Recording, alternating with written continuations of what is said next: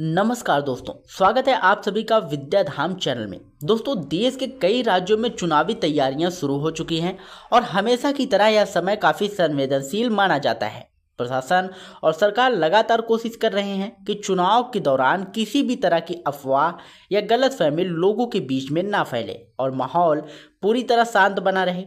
इसी बीच देश भर में एक मुद्दा फिर से चर्चा में है, यूनिफॉर्म सिविल कोड यानी कि यूसीसी। इस पर बहस वैसे तो काफ़ी पुरानी है, लेकिन चुनावी माहौल में यह विषय लोगों के बीच तेजी से उभरने लगता है।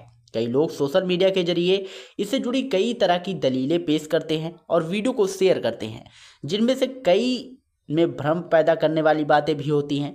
इसलिए ज़रूरी है कि देश के नागरिकों को साफ और सटीक जिम्मेदारी मिले। यूसीसी पर सुप्रीम कोर्ट पहले भी कई मामलों में टिप्पणी कर चुका है कि समान नागरिक संहिता पर विचार होना चाहिए, लेकिन यह बात समझना बहुत जरूरी है कि अभी तक भारत में कोई नया यूसीसी कानून लागू नहीं हुआ है। यह पूरा विषय अभी सुझाव, बहस और विचार विमर्श के स्तर पर ही है। जैसे ही चुनावी मौसम आता है, विशेष रूप से उन राज्यों में जहां राजनीतिक गतिविधियां ज़्यादा रहती हैं, जैसे केरल, बंगाल, कर्नाटक और उत्तर भारत के कुछ हिस्सों में, वहां प्रशासन अतिरिक्त सतर्क हो जाता है ताकि किसी भी तरह की गलत खबर से तनाव ना बढ़े। इस बार भी सरकार और सुरक्षा एजेंसियां पूरी तरह तैयारी में हैं ताकि कोई भी विवाद या अफवाह लोगों के बीच में ना फैल सके। दोस्तों, अब बात करते हैं कि आखिर लोग यूसीसी को लेकर चिंतित क्यों रहते हैं। देश में फिलहाल अलग अलग धर्मों के लिए अलग अलग पर्सनल लॉ हैं। शादी, तलाक, गोद लेना या विरासत जैसे मामलों में हर धर्म की अपनी परंपराएं और नियम हैं। मुस्लिम समाज में 1937 के पर्सनल लॉ को लेकर विशेष संवेदनशीलता रहती है, क्योंकि वे इस अपने धार्मिक जीवन का हिस्सा मानते हैं। इसी वजह से यूसीसी की चर्चा जब उठती है तो कुछ लोग डर महसूस करते हैं कि कहीं उनकी धार्मिक व्यवस्था पर प्रभाव ना पड़ जाए।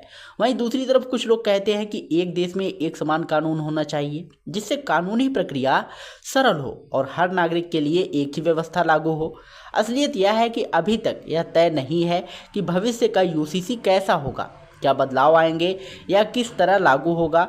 यह कहना भी गलत होगा कि यह सिर्फ किसी एक समुदाय पर लागू होगा, क्योंकि किसी भी राष्ट्रीय कानून का दायरा पूरे देश के लिए होता है। लेकिन चूंकि अभी इसका मसौदा तैयार नहीं है, इसलिए यह कहना भी संभव नहीं है कि इसमें कौन कौन से प्रावधान शामिल होंगे।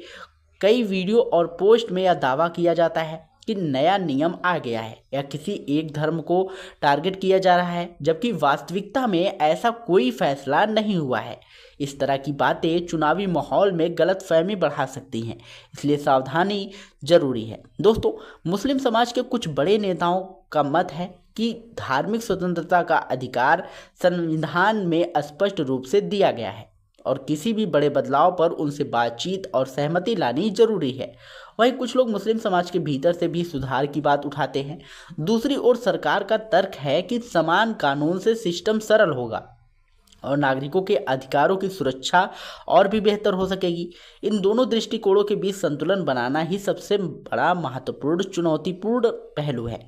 ऐसे संवेदनशील समय में सोशल मीडिया पर कई तरह के संदेश फैलते हैं, कुछ जानकारीपूर्ण तो कुछ पूरी तरह अनुमान या अफवाह पर आधारित। जरूरी है कि हम किसी भी संदेश को बिना जांचे स्वीकार ना करें। चुनावी समय में गलत सूचना हवा की तरह फैलती है और कई बार अनावश्यक तनाव पैदा कर सकती है। सुप्रीम कोर्ट और सरकार दोनों ही यह बात साफ कर चुके हैं कि कोई भी बड़ा कदम तभी उठाया जाएगा जब पूरा समाज, विशेषज्ञ और संबंधित पक्षों के विचार को ध्यान में रखा जाएगा। इसलिए इस विषय को लेकर घबराने की जरूरत नहीं, बल्कि समझदारी और धैर्य की जरूरत है। दोस्तों, हमारा मकसद आपको सही और तथ्य आधारित जानकारी देना है ताकि आप किसी भी मुद्दे को भावनाओं के बजाय समझदारी से समझ सकें। अगर आप चाहते हैं कि देश में सही जानकारी फैले और लोग अफवाहों से बचें, तो इस वीडियो को लाइक करिएगा और ज़्यादा से ज़्यादा लोगों तक शेयर जरूर करिएगा। और यदि आप विद्याधाम चैनल पर पहली बार आए हैं तो विद्याधाम चैनल को सब्सक्राइब करके बेल आइकन जरूर दबाइएगा। क्यों? क्योंकि हम ऐसी ही महत्वपूर्ण अपडेट्स आप लोगों के लिए हमेशा लाते रहते हैं। मिलते हैं नई वीडियो में नई अपडेट के साथ, तब तक के लिए जय हिंद, जय भारत।